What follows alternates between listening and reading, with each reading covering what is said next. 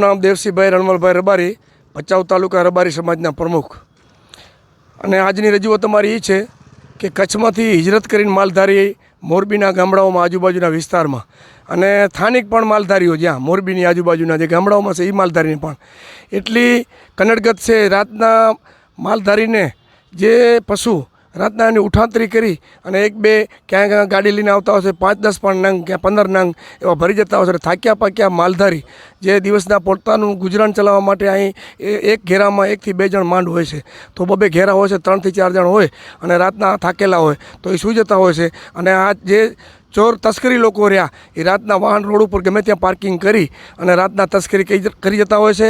અને જો એમની પાસે સાધન પણ હોય છે તો એવું લાગે તો એમને ડરાવતા હોય છે અને ધાક ધમકી પણ કરતા હોય છે, પણ રૂબરૂ સામે મળતા નથી. માલધારી ઓળખી લે, એ ઓળખવાની કોઈ માલધારી કે રાતના ટાઈમ નથી હોતો. એટલે અવારનવાર આવી પરેશાની. ગઈ સાલે અમારા તારાપુરની બાજુમાં પણ માલધારીઓ પકડી દિવસના લીધા હતા, ત્યારે પણ પકડ્યા હતા. અને એનો સારાંશ અમારી રજૂઆત આજે એ છે કે આને કડકમાં કડક સજા થાય અને આ જે માણસો છે ચોર એમને પકડે તાત્કાલિક અને એ ચીટર લોકોને પકડી અને સજા કરે એવી અમારી કલેક્ટર સાહેબ પાસે અને એસપી સાહેબ પાસે રજૂઆત કરવા અમે કચ્છથી આવ્યા છીએ. અને સ્થાનિક મોરબીથી પણ માલધારી લોકો અમારી સાથે જોડાણા છે અને અહીંના આગેવાનો પણ અમારી સાથે જોડાણા છે.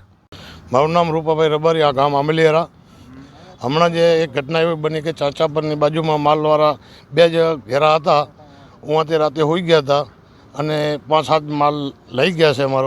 અમારી રજૂઆત અમારા પ્રમુખ સાહેબને આપણે એમ ગણો ને કે મારિયા તાલુકાની ચોધારા ગામડા, મોરબી ચોધારા, ટંકારા ચોધારા, આ બધા ગામડામાં માલધારી થાક્યા વીક્યા હોઈ જાય છે અને એવડા લોકો ચીટર કરીને લઈ જાય છે. ઓછા 150-200 જેવા હશે.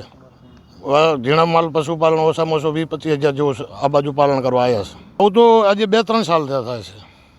બરાબર, ફરિયાદ નોંધી છે અમુક, પણ અમુક જાય પોલીસ સ્ટેશન બીજું માલધારી, પણ એનું કોઈ ફરિયાદ પકડતું નથી સાહેબ. આજે અમે આપણે પ્રમુખ સાહેબ અમારા બધા આગેવાનો બધાને લઈ અને કલેક્ટર કચેરી અમે આવેદનપત્ર આપ્યું.